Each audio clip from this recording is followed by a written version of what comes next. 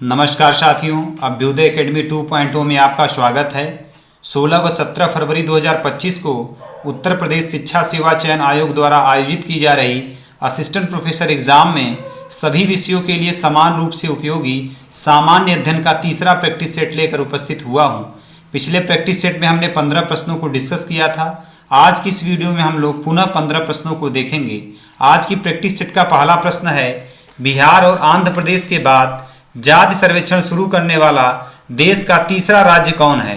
Option है छत्तीसगढ़, दूसरा है तेलंगाना, तीसरा है गुजरात और चौथा है महाराष्ट्र। तो बिहार और आंध्र प्रदेश के बाद जाति सर्वेक्षण शुरू करने वाला देश का तीसरा राज्य है तेलंगाना। ऑप्शन बी जो है वो सही हो जाए।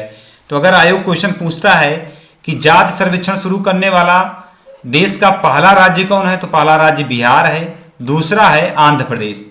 नेक्स्ट क्वेश्चन है, निम्नलिखित में से कौन सा वक्तव्य सही नहीं है? पहला है ईमेल इलेक्ट्रॉनिक मेल को संदर्भित करता है, दूसरा है www वर्ल्ड वाइड वेब को संदर्भित करता है, तीसरा है CPU कंट्रोल प्रोसेसिंग यूनिट को संदर्भित करता है और चौथा है LU अरिथमेटिक लॉजिक यूनिट को संदर्भित करता है। तो इसमें से गलत हो जाएगा ऑप्शन सी। CPU जो है वो कंट्रोल प्रोसेसिंग यूनिट को संदर्भित नहीं करता है, बल्कि सेंट्रल प्रोसेसिंग यूनिट को संदर्भित करता है। सेंट्रल प्रोसेसिंग यूनिट को संदर्भित करता है, तो ये जो है गलत हो जाएगा, ऑप्शन सी है। नेक्स्ट क्वेश्चन, यदि अपशिष्ट पदार्थ पीने के पानी के स्रोत को दूषित कर दें तो निम्नलिखित में से कौन सी बीमारी फैलेगी? पहला है ऑप्शन है स्कर्वी, दूसरा है मलेरिया, तीसरा है टाइफाइड और चौथा है एनीमिया। तो यदि अपशिष्ट पदार्थ पीने के पानी के स्रोत को दूषित कर दें तो इसमें जो बीमारी फैलेगी वो है टाइफाइड। ऑप्शन बी जो है वो सही हो जाएगा। टाइफाइड जो है वो साल्मोनेला बैक्टीरिया से फैलने वाली खतरनाक बीमारी है। इसे मियादी बुखार भी कहते हैं, मियादी बुखार भी बोला जाता है इसे। टाइफाइड पाचन तंत्र और रक्त प्रवाह में बैक्टीरिया के इन्फेक्शन के कारण होता है। नेक्स्ट क्वेश्चन है, मोहम्मद गजनी के सोमनाथ मंदिर पर आक्रमण के समय भारत यानी गुजरात के किस शासक का शासन था? पहला ऑप्शन है जय सिंह, दूसरा है भीम प्रथम, तीसरा है कर्ण और चौथा है सिद्धराज। तो मोहम्मद गजनी के सोमनाथ मंदिर पर आक्रमण के समय गुजरात में जो शासन था वो था भीम प्रथम का। ऑप्शन बी जो है वो सही हो जाएगा। मोहम्मद गजनवी ने सोमनाथ मंदिर पर आक्रमण किया था 1025 में। 1025 में अरब यात्री हैं अलबरूनी ने अपने यात्रा वृत्तांत में विवरण दिया है कि मोहम्मद गजनवी ने 1025 में सोमनाथ मंदिर पर हमला किया था। अगर बात की जाए वर्तमान मंदिर का ढांचा खड़ा हुआ है, इसका निर्माण किया था हमारे पहले गृह मंत्री सरदार वल्लभ भाई पटेल ने। सरदार वल्लभ भाई पटेल ने। नेक्स्ट क्वेश्चन है, निम्नलिखित में से कौन सी गैस ग्रीन हाउस गैसों में शामिल नहीं है? पहला ऑप्शन है कार्बन डाइऑक्साइड, दूसरा है मीथेन, तीसरा है हाइड्रोजन और चौथा है नाइट्रस ऑक्साइड। तो ग्रीन हाउस गैसों में शामिल नहीं है हाइड्रोजन। ऑप्शन सी जो है वो सही हो जाए। ग्रीन हाउस गैसों में कार्बन डाइऑक्साइड यानी CO2, मीथेन यानी CH3, नाइट्रस ऑक्साइड यानी N2O और CFC, SF, NF ये सब गैसें शामिल होती हैं। नेक्स्ट क्वेश्चन है, एकीकृत पेंशन योजना UPS को अपनाने वाला भारत का पहला राज्य कौन सा है? पहला ऑप्शन है उत्तर प्रदेश, दूसरा है तेलंगाना, तीसरा है गुजरात और चौथा है महाराष्ट्र। तो एकीकृत पेंशन योजना यानी UPS को अपनाने वाला भारत का पहला राज्य है महाराष्ट्र। ऑप्शन डी जो है वो सही हो जाएगा। नेक्स्ट क्वेश्चन है, ऋग्वेद के किस मंडल में सूर्य देवता को समर्पित प्रसिद्ध गायत्री मंत्र का उल्लेख है? पहला ऑप्शन है ऋग्वेद के तीसरे मंडल में, दूसरा है 9वें मंडल में, तीसरा है 10वें मंडल में और चौथा है 11वें मंडल में। तो ऋग्वेद के तीसरे मंडल में सूर्य देवता को समर्पित गायत्री मंत्र का उल्लेख है, इसलिए ऑप्शन ए जो है वो सही हो जाएगा। अगर बात की जाए 10वें मंडल में, तो 10वें मंडल में 4 वर्ण यानी चतुष्वर्ण समाज जैसे ब्राह्मण, क्षत्रिय, वैश्य, शूद्र है, इसका उल्लेख मिलता है। तो अगर क्वेश्चन पूछा जाता है कि 4 वर्ण का उल्लेख ऋग्वेद के किस मंडल में मिलता है, तो वह 10वें मंडल में मिलता है। ऋग्वेद के रचयिता कौन है? ऋग्वेद के रचयिता हैं विश्वामित्र।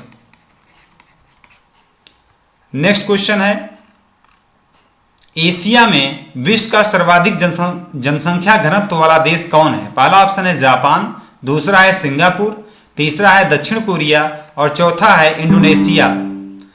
तो विश्व में, एशिया में विश्व का सर्वाधिक जनसंख्या घनत्व जो है वो पाया जाता है सिंगापुर में। तो ऑप्शन बी जो है वो सही हो जाएगा। नेक्स्ट क्वेश्चन है, भारतीय संविधान में किस संविधान संशोधन द्वारा राष्ट्रीय पिछड़ा आयोग का गठन किया गया? पहला ऑप्शन है 101वें संविधान संशोधन द्वारा, दूसरा 102, तीसरा 103 और चौथा है 104। तो राष्ट्रीय पिछड़ा वर्ग आयोग का, ये यहाँ वर्ग हो, पिछड़ा वर्ग आयोग का जो गठन किया गया है वो किया गया है 102वें संविधान संशोधन 2018 द्वारा। 102वें संविधान संशोधन 2018 द्वारा भारतीय संविधान में 338 बी जोड़ा गया। इसी के द्वारा राष्ट्रीय पिछड़ा वर्ग आयोग का गठन किया गया।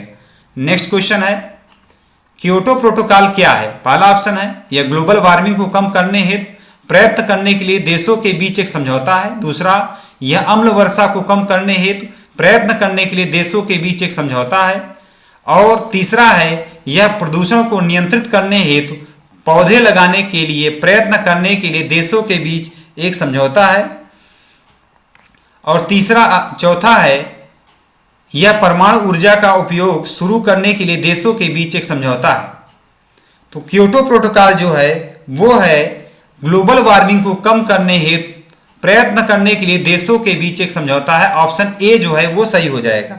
अगर बात की जाए क्योटो प्रोटोकॉल की, तो ये एक अंतर्राष्ट्रीय समझौता है जो कि UNFCCC यानी United nation framework convention on climate change से संबंध है।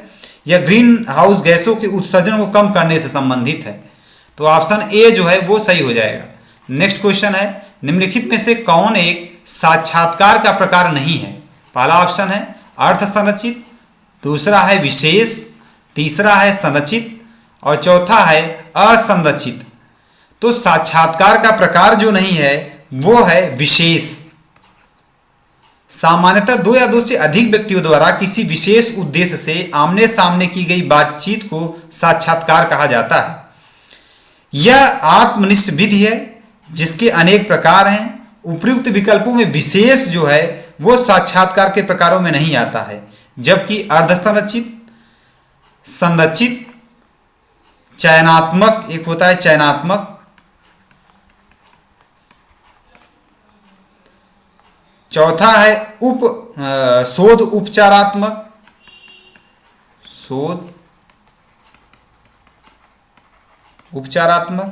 तथ्य संकलन,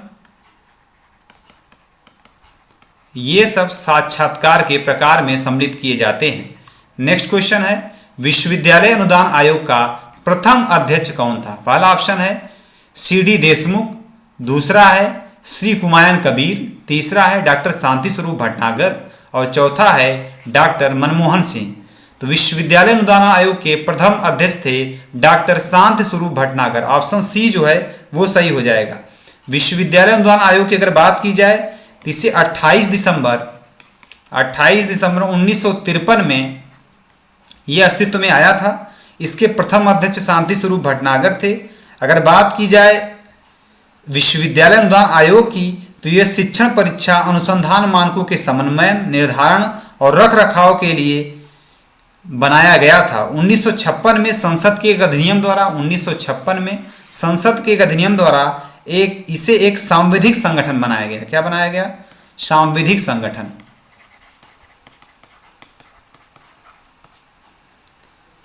अगर वर्तमान अध्यक्ष की बात की जाए तो वर्तमान में इसके अध्यक्ष हैं जगदीश कुमार।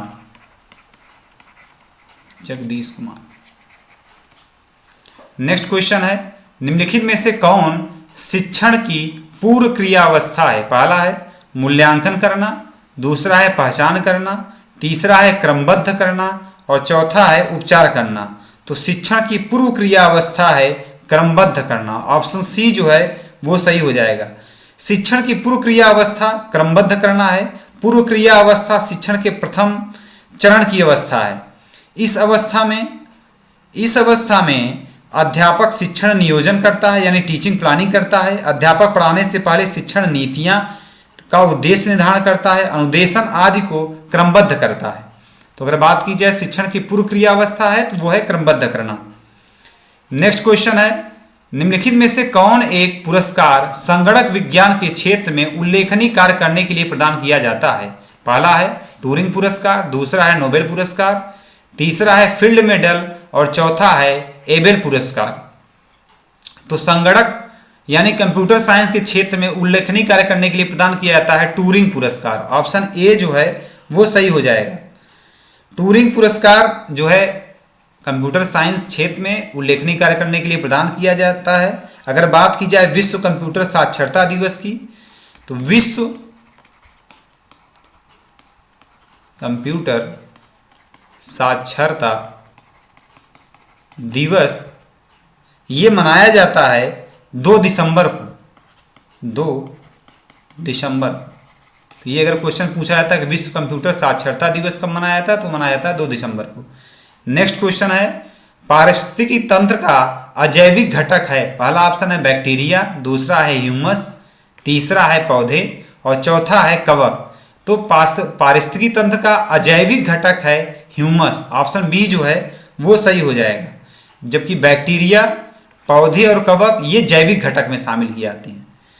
आज के लिए हम लोग सिर्फ ये 15 क्वेश्चन डिस्कस करेंगे। नेक्स्ट वीडियो में हम लोग फिर 15 क्वेश्चन लेकर आएंगे। इस वीडियो का पीडीएफ जो है आप लोग के अभ्युदय एकेडमी के टेलीग्राम चैनल पर उपलब्ध होगा। आज के लिए इतना ही, धन्यवाद।